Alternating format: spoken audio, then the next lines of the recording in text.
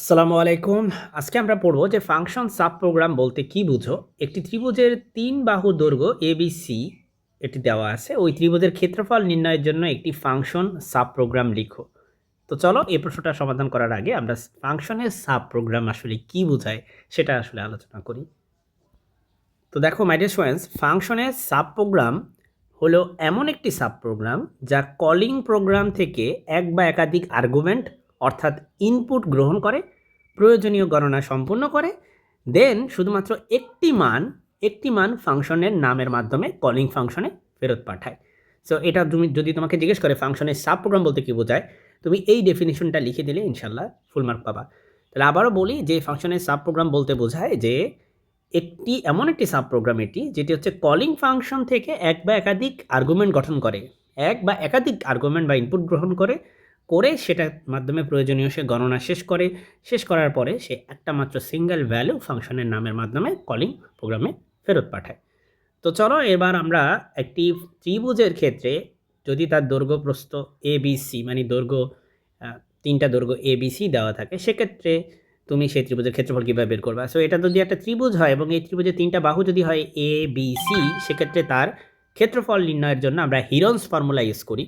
তোমরা জানো হয়তো যে হিরন্স ফর্মুলা হচ্ছে তোমার root over S into S minus A into S minus B into S minus C, যেখানে S হচ্ছে অর্ধ পরিসীমা, অর্থাৎ S হচ্ছে তিনটা বাহুর যোগফল, সেটাকে 2 দিয়ে ভাগ করতে হয়।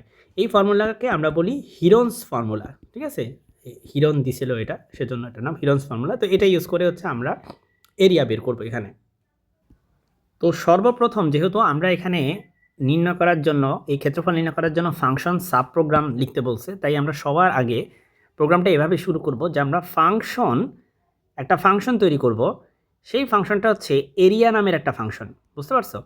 সো আমরা একটা ফাংশন তৈরি করব এবং সেই ফাংশনের নাম দেব হচ্ছে এরিয়া। ফাংশন এরিয়া কেন দিচ্ছি? বিকজ আমাদের আসলে ক্ষেত্রফল নির্ণয় করতে বলছে। আচ্ছা, তো এরিয়া বের করার জন্য তোমার এখানে তিনটা জিনিস দরকার। একটা হচ্ছে এ দরকার, একটা হচ্ছে বি দরকার, একটা হচ্ছে এ, আর একটা হচ্ছে বি, আর একটা হচ্ছে সি। এগুলো হচ্ছে ত্রিভুজের তিনটা বাহু ABC। এখন দেখো তোমাকে ছোট হাতের এ, ছোট হাতের বি, ছোট হাতের সি লিখছে প্রশ্নের মধ্যে, তুমি কিন্তু এখানে ছোট হাতে লেখা যাবে না। তোমাকে মনে রাখতে হবে যে প্রোগ্রামিং উইথ ফরটানের ক্ষেত্রে অবশ্যই তুমি বড় হাতের ইউজ করবা। ঠিক আছে, তাহলে আমি আবারও বলতেছি, তুমি একটা ফাংশন তৈরি করলা, যেই ফাংশনটা হচ্ছে এরিয়া নামের একটা ফাংশন, এবং সেই ফাংশনে তিনটা ইনপুট তুমি নিবা ABC। প্রথম লাইনটা এটা মিন করে। এবার এই ABC এই তিনটা দিয়ে তোমার কাজ হচ্ছে এই তিনটা দিয়ে একটা জিনিস গঠন করবা, যেটার নাম হচ্ছে এস কীভাবে গঠন করবা? এ যোগ বি যোগ সি, এই তিনটা যোগ করবা, ABC যোগ করে সেটাকে 2 দিয়ে ভাগ করে দিবা, করলেই তুমি পেয়ে যাওয়া হচ্ছে অর্ধ পরিসীমা বা এস হচ্ছে এটাকে আমরা বলি অর্ধ পরিসীমা, মানে পরিসীমার অর্ধেক। আমরা জানি যে পরিসীমা হচ্ছে তোমার এ, বি আর সি, এই তিনটাকে যদি যোগ করো তাহলে পরিসীমা পাওয়া যায়, সেটাকে 2 দিয়ে ভাগ করলে হয় অর্ধ পরিসীমা। এখানে খেয়াল রাখো, আমি যেভাবে লিখছি তুমি ঠিক একইভাবে একই স্টাইলে লিখবে। তুমি এস ইকুয়াল টু, এখানে দেখো বড় হাতের এ, বড় হাতের বি, বড় হাতের সি লিখছি, দেন তাদেরকে যোগ করছি, দেন একটা ফার্স্ট ব্র্যাকেট দিছি, এই ফার্স্ট ব্র্যাকেট দিবা, তারপরে এইটা দিয়ে ভাগ চিহ্ন বোঝায়, তারপরে 2 লিখছি। ঠিক আছে, সো ঠিক এইভাবে করে তুমি হচ্ছে করবা 2 নাম্বার লাইনটা।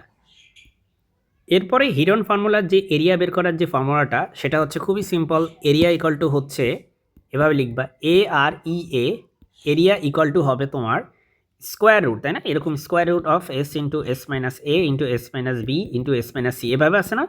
তো তোমরা জানো যে এসগুলোকে বড় হাতে লিখতে হবে, এগুলাকে হচ্ছে কিসে লিখতে হবে? বড় হাতে লিখতে হবে, A B C এগুলাকে। এবং এই ব্র্যাকেট, এই যে ব্র্যাকেট দিছো, দেওয়ার পরে মাঝখানে এরকম একটা স্টারিক চিহ্ন দিতে হবে, মানে গুণ চিহ্ন দিতে হবে। আর এই স্টারিক চিহ্ন দিয়ে আমরা গুণ বোঝাই, বুঝতে পারছো? এই স্টারিক চিহ্ন দিয়ে আমরা গুণ বোঝাই। আর এই স্কোয়ার রুট তো এমনি দেওয়া যাবে না, এখন তুমি যেভাবে দিছো এভাবে দিতে পারবে না, তোমাকে SQRT এভাবে দিতে হবে। তাহলে পুরোটা আমরা একটু রিমুভ করে তোমাকে কীভাবে ফরটান ল্যাঙ্গুয়েজের ভাষায় লেখা যায় এই লাইনটাকে, সেটা আমি তোমাদেরকে দেখাই। তাহলে তুমি প্রথমে দেবা SQRT, ওই যে স্কোয়ার রুট আছে না, ওটার জন্য SQRT দিবা, এরকম আছে, তাই তো? আমি একটু পাশে লিখে দিই। ম্যাথমেটিক্সের ফর্মুলা হচ্ছে এটা, ম্যাথমেটিক্যাল ফর্মুলা হচ্ছে এটা, ওকে? এরপরে SQRT দেওয়ার পরে তুমি একটা ফার্স্ট ব্র্যাকেট দিবা। ফার্স্ট ব্র্যাকেট দেওয়ার পরে তুমি এখানে, আচ্ছা ফার্স্ট ব্র্যাকেটটা আমি অন্য একটা কালারে দিই। ফার্স্ট ব্র্যাকেটটা দিবা, দেওয়ার পরে তুমি এখানে লিখবা হচ্ছে এস, এই যে এই এস লিখবা, ওকে। দেন তুমি একটা গুণ চিহ্ন দিবা। গুণ চিহ্নটা কীভাবে দিতে হবে? স্টারিক চিহ্ন, এই চিহ্নটা দিয়ে গুণ বোঝায় কিন্তু, হ্যাঁ, এটা খুব কেয়ারফুল থাকতে হবে। তারপরে তুমি লিখবা এস মাইনাস এ।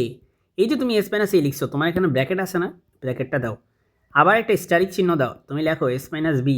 আবার একটা স্টারিক চিহ্ন দাও, তুমি লেখো এস মাইনাস সি। এই যে ব্যাস, 3টা লেখা শেষ।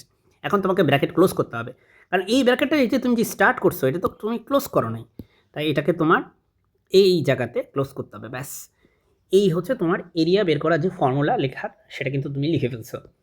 এবার মাই ডিয়ার স্টুডেন্টস, তুমি রিটার্ন ইউজ করবে। এখানে রিটার্ন, এখানে লেখো RETURN, রিটার্ন। রিটার্ন বলতে হচ্ছে এখানে ফাংশনের কাজ কিন্তু শেষ হয়ে গেছে। এখন এই ফাংশনের যে ফলাফলটা, যে রেজাল্টটা, মানে এরিয়ার যে মানটা, সেই মানটাকে তুমি কলিং ফাংশনে ফেরত পাঠাবা। কলিং প্রোগ্রামে তুমি এই রেজাল্টটাকে ফেরত পাঠাবা। যেহেতু আমরা কলিং প্রোগ্রামে রেজাল্টটাকে ফেরত পাঠাতে চাই, সেজন্য আমরা এই রিটার্ন লিখছি। বুঝতে পারছো? আশা করি তোমরা বুঝতে পারছো যে রিটার্ন আমরা কেন লিখছি। এরপরে স্বাভাবিকভাবে এন্ড হবে, বা এই পুরো যেই তুমি প্রোগ্রামটা লিখছো এটা হচ্ছে শেষ হয়ে যাবে। ঠিক আছে? সো এই হচ্ছে আমাদের আজকের হচ্ছে তোমার এরিয়া নির্ণয় করা যে প্রোগ্রামটা আমরা লেখার কথা, সাব প্রোগ্রাম, সেটা আশা করি তুমি বুঝতে পেরেছো। খুবই সিম্পল। আর এই লাইনটা, এটা একটু আমি কেটে দিই, এটা আসলে তোমাকে বোঝানোর জন্য পাশে লিখছি, আর কিছু না। তোমার মেইনটা তো হচ্ছে এইটুকুই, মাত্র এই 3-4 লাইন। আশা করি তুমি পরীক্ষা সেটা পারবে। আসসালামু আলাইকুম।